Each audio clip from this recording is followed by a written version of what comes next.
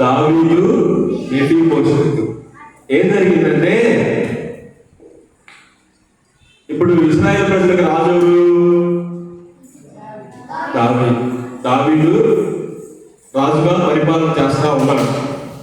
అలా పరిపాలన చేస్తా ఉంటే ఏం జరిగిందంటే యుద్ధాలు వస్తూ ఉన్నాయి అన్నమాట. యుద్ధాలు జరుగుతూ ఉన్నాయి, శత్రువులు వస్తూ ఉన్నారు.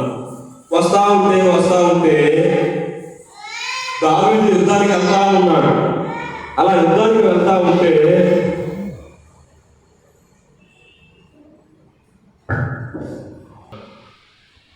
యుద్ధం చేస్తూ ఉండేవాడు. అలా యుద్ధం చేస్తూ ఉంటే ఎవరు చేయబోతూ ఉండేవాళ్ళు అంటే ఇశ్రాయేల్ ప్రజలే, ఇశ్రాయేల్ సైనికులే. దావీదే ఎప్పుడైనా కూడా యుద్ధం చేసినా కూడా జయం పొందుతూ ఉండేవాడు. అలా దావీదికి శత్రువులు ఎక్కువయ్యారంట. ఎవరు? శత్రువులు ఎక్కువగా ఉండేవాళ్ళు అనమాట.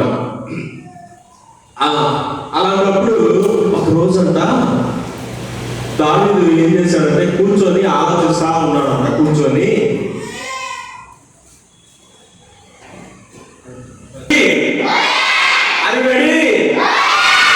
Very good. ఏం జరిగిందంటే దావీదు ఆలోచిస్తా ఉన్నాడు. నా స్నేహితుడు ఉన్నాడు కదా, దావీదు స్నేహితుడి పేరు ఏం పేరు? మర్చిపోయా.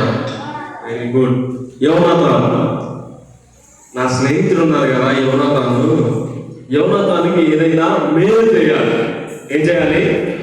మేలు చేయాలి అని చెప్పేసి అనుకుంటే యోనాతానుకు ఏ హెల్ప్ చేయలేడు. ఎందుకని? యోనాతాను లేడు, చనిపోయాడు. ఎందుకని? యోనాతాను చనిపోయాడు. యోనాతాను ఎవరు? సౌలు కొడుకు ఇద్దరు కూడా యుద్ధంలో చనిపోయారు. ఇప్పుడు యోనాతానికి మేలు చేయడానికి ఎవరు లేరు. యోనాతాను లేడు. అయితే దావీదు అని చెప్పి సైనికులు పిలిచాడు. ఎవరక్కడ అని చెప్పి సైనికులు పిలిస్తే సైనికులు వచ్చాడమ్మా. వచ్చి యోనాతానును బట్టి అతని కుటుంబంలో మేలు చేయడానికి ఎవరైనా ఉన్నారా అని అడిగాడు అన్నమాట. అర్థమైందా మీకు? ఏమని అడిగాడు? యోనాతానును బట్టి ఆ కుటుంబంలో నేను వాళ్ళకి సహాయం చేయాలి, మేలు చేయాలి ఆ కుటుంబం వాళ్ళకి. ఎందుకంటే యోనాతాను నా స్నేహితుడు, బెస్ట్ ఫ్రెండ్, తాను స్నేహితుడు అనమాట. అందుకని ఎవరు నా కుటుంబంలో అంటే అయ్యా కనుక్కుంటామయ్యా అని చెప్పేసి అని వెళ్ళారు. వెళ్తే సౌలు యొక్క సేవకుడు ఒక అతను ఉన్నాడు. సౌలు యొక్క సేవకుడు, అతని పేరు సీబా. ఏ పేరు? గుర్తుపెట్టుకోండి పేరు. ఏం పేరు? సీబా అనేటువంటి అతను ఉన్నాడు. అతను ఎవరు? సౌలు యోనాతాను వాళ్ళ ఇంట్లో సేవకుడు, అంటే పనివాడు, సేవకుడు అనమాట. అతను పిలిచాడు. దావీదు దగ్గరికి తీసుకొని వచ్చారు. అతను సీబా అంటే నువ్వేనా అని అడిగాడు దావీదు. అవునయ్యా నేనే, సీబా అంటే నేనే. సరే, యోనాతాను యొక్క పిల్లలు ఎక్కడ ఉన్నారు? ఎవరైనా ఉన్నారా? వాళ్ళలో యోనాతాను కుటుంబంలో ఎవరైనా బ్రతికి ఉన్నారా అంటే ఈ సీబా అంటాడు, అవునయ్యా ఒక అతను బ్రతికి ఉన్నాడు. అతని పేరు మెఫీబోషెతు. ఏం పేరు? చెప్పాలి. ఏం పేరు? మెఫీబోషెతు అనే అతను బ్రతికే ఉన్నాడయ్యా. కాకపోతే అతను కుంటివాడు. ఎవరు? కుంటివాడు. అవునా? ఎక్కడ ఉన్నాడు అని అడిగాడు. ఎవరు? దావీదు. ఎక్కడ ఉన్నాడు అని అడిగితే ఈ సీబా చెప్తాడు, లోదెబార్ అనే ఊరిలో ఉన్నాడయ్యా అని చెప్తాడు. ఏ ఊరు? లోదెబార్ అనే ఊరిలో ఉన్నాడయ్యా అని చెప్తాడు. అవునా?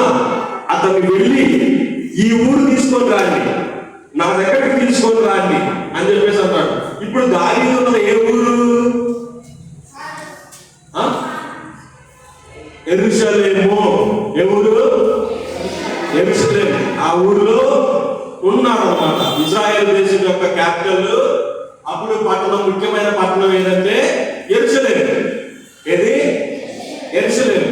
యెరూషలేములో ఈ రాజు యొక్క నివాసం ఉంటుంది. ఇక్కడికి తీసుకొని రండి అతను వెళ్ళి అన్నాడు. ఇప్పుడు అతను ఏ ఊర్లో ఉన్నాడు? ఏ ఊర్లో? లోదేబారు. ఏ ఊరు? లోదేబార్ అనే ఊరిలో ఉన్నాడు. వెళ్ళారు. దావీదు యొక్క సైనికులు వెళ్ళారు. వెళ్ళి, అయ్యా మెఫీబోషెతు, నిన్ను మా రాజుగారు రమ్మంటున్నారు, నిన్ను మా రాజుగారు రమ్మంటున్నారు అని అంటే అని చెప్పి ఇతనికి చెప్పారు. మెఫీబోషెతు చెప్తే, అవునా, నన్ను ఎందుకు రమ్మంటున్నారు రాజుగారు? మా తాత ఎవరు? మెఫీబోషెతు తాత ఎవరు?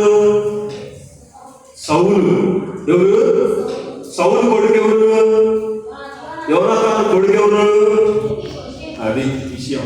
ఈ మెఫీబోషెతు చెప్తున్నాడు, అవునా, మా తాత చంపాలని చూశాడు దావీదుని, రాజుగారిని. ఇప్పుడు మా తాతను బట్టి నన్నేమన్నా చంపేస్తాడేమో, నన్నేమన్నా ఏదైనా చేస్తాడేమో అని భయపడుతున్నాడు అన్నమాట. ఇతను ఏమన్నా చేస్తాడేమో అని భయపడతా ఉన్నాడు. సరే, ఏం చేసినా సరే పిలిచాడు కదా అమ్మని. పిలిచాడా లేదా? వెళ్ళాల్సిందే ఖచ్చితంగా. రాజుగారు ఆజ్ఞేస్తే రాదని చెప్పకూడదు ఎవరు కూడా, వెళ్ళాల్సిందే.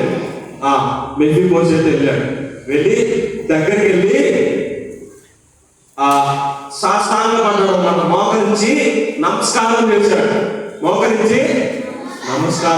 భయపడతా. అప్పుడు దావీదు అన్నాడు, మెఫీబోషెతు అని అంటాడు. ఏమంటాడు అని ప్రేమగా పిలిచాడంట. అప్పుడు ఈ మెఫీబోషెతు,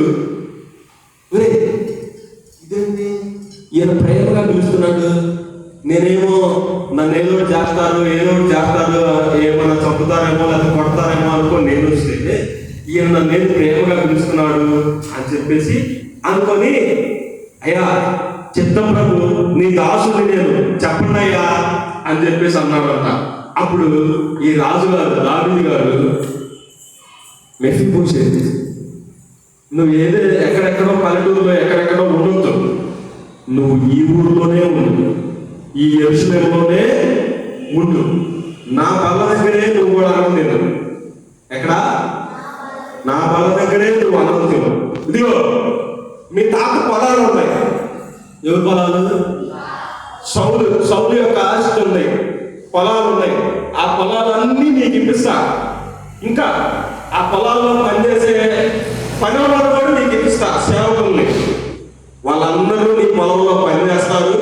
వాళ్ళందరూ తెచ్చి ఆ పంటలు తీసుకొచ్చి నీకు ఇస్తారు, కౌలు తీసుకొచ్చి నీకు ఇస్తారు. నువ్వు ఇక్కడే నివసించు, నీ ఇంటిలో ఒక మంచి ఇంటిలో నివసించు, సౌలు యొక్క ఆస్తి మొత్తం నీకు ఇచ్చేస్తాను అని చెప్పేసి దావీదు అంటాడు. అప్పుడు ఈ మెఫీబోషెతు అంటాడు, అయ్యా చచ్చిన కుక్క లాంటి వాడిని నా మీద మీరు ఎంత జాలి చూపుతున్నారు ఏంటయ్యా అని అంటాడు. ఏమంటాడు?